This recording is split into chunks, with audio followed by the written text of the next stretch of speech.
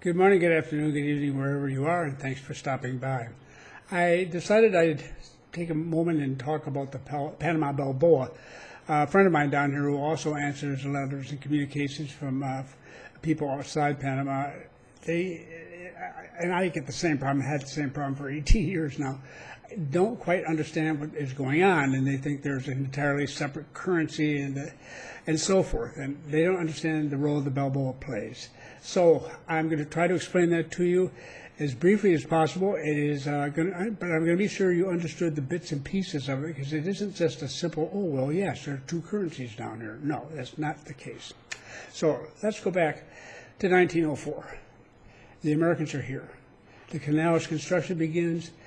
There's massive amounts of supplies that have to be brought in. There's food that has to be purchased for the thousands of workers that are coming from all over the world, and so on and so on and so on. So the result is that there's a tsunami of money, dollars, of course, American money coming into the country. Now, prior to independence, Panama had been part of Colombia, so they used the Colombian peso. And they'll go on using the peso afterwards. As far as I know, they had no problem using it. It was there. But obviously, there were many fewer coming in at that time. It was the dollar overwhelmed the peso pretty early on as a result of the canal construction. All right. Then over time, this became fairly regularized. It was obvious that the dollar made sense during this period as a currency. And then as time went by and people thought more about it, they realized they liked the dollar, and they were continuing to earn the dollar.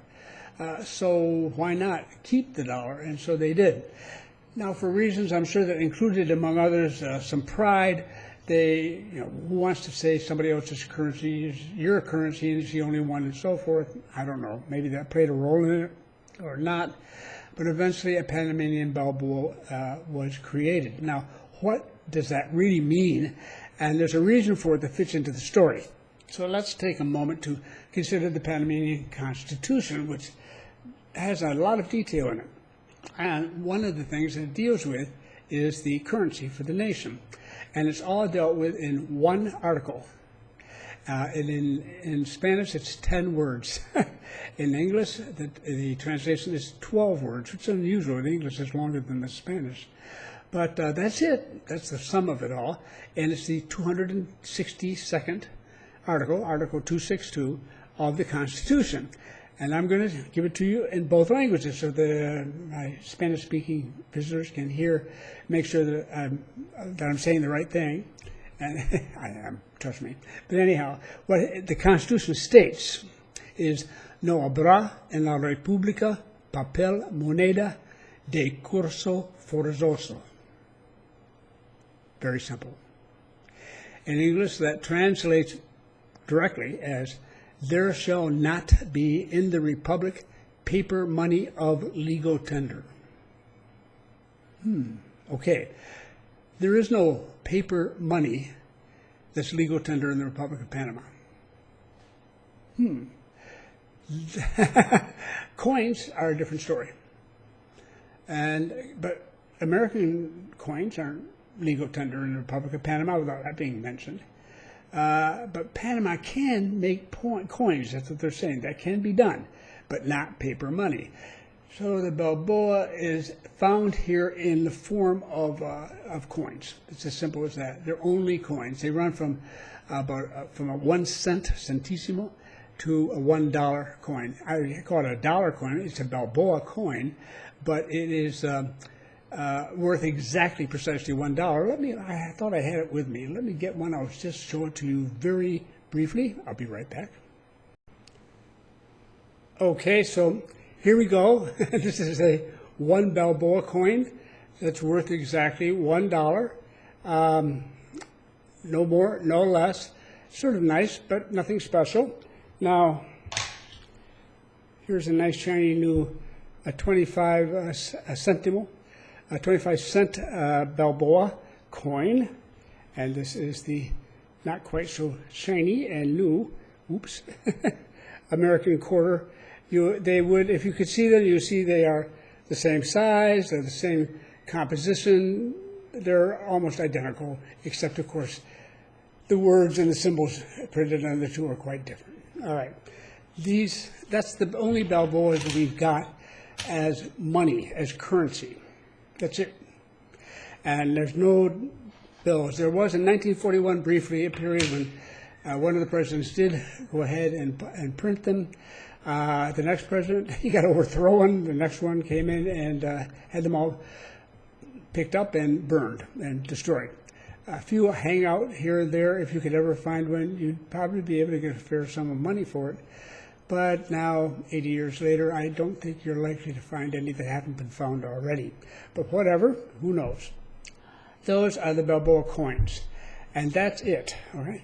They are precisely the same in terms of value. So the point is this. When you're here, you'll have a pocket full of coins. They're going to be both. And you're not going to think twice about it. You never have any paper currency except dollars on you because there is no paper Balboa. You get on with life, so to speak, very easily. For all practical purposes, Panama is a U.S. dollar currency country. That's legal tender. In effect, it has no legal tender currency, paper currency, by the Constitution's determination. Is that a problem? No, it's not. Not at all. Everybody just understands the situation, and it's not a problem. So don't worry about it unnecessarily. Well, it gives, however, it does give a lot of flexibility to the government. I mean, if the day comes that for some reason they don't want the dollar, they want something else, then they'll start charging for something else at the canal and everything else, and that can be used as a currency just in the same way that the dollar is being used.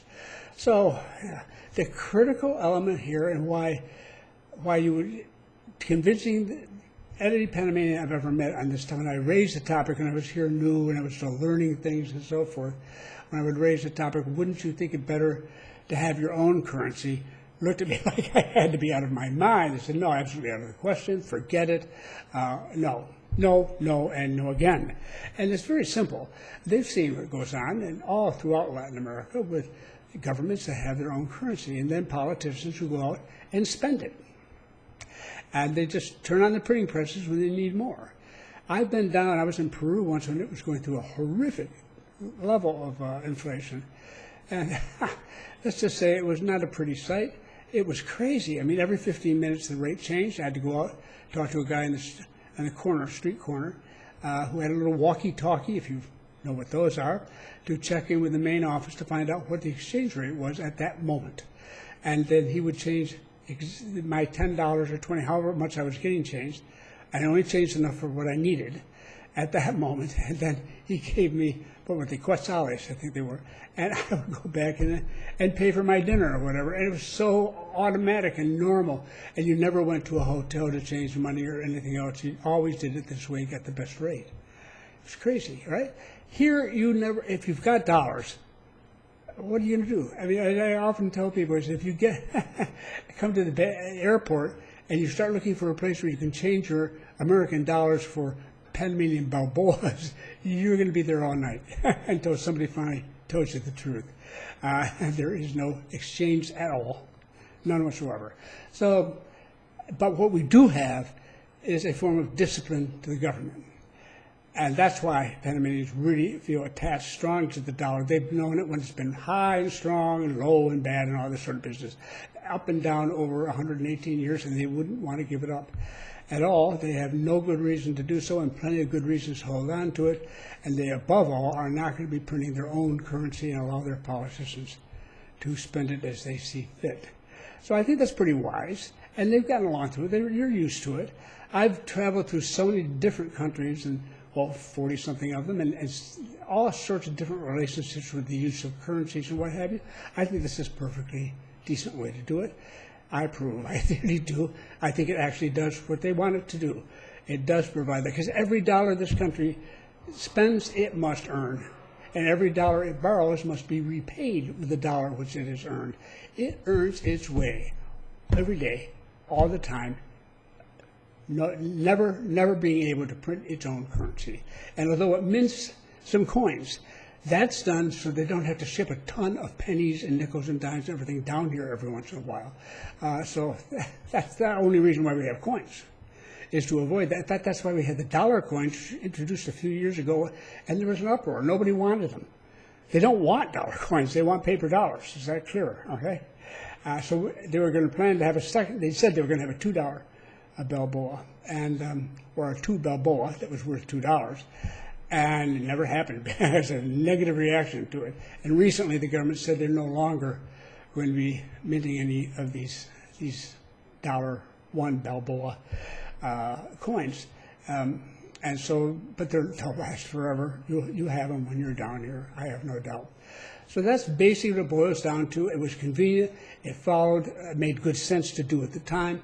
It's been continued. It's now set up for the benefit of Panama, so that it too, it has the currency without being tied to it at the same time, and able to change it, but at the same time, they are not, do not create their own currency, which allows their politicians to spend it and requires a central bank to run interest rates and blah, blah, blah, blah, blah, blah, blah. They don't want any of that. So don't come, and it's short, you're here for 6 hours, 24 hours, you'll never think about it again. It doesn't make any difference. The dollar is, for all intents and purposes, the currency of the country. And you've got that, you're in fine shape. If you don't, they'll turn to, if you got euros, you can find some, a place there that will turn euros into dollars. So, and you're fine. That's what I wanted to add. And thank you very much. I'm going to come back with a couple other things, but I wanted to get that done now because I'd just been asked that half a dozen times. And then this friend of mine said she had to answer it all the time. Could I give her some ideas? So I did my best. Thank you.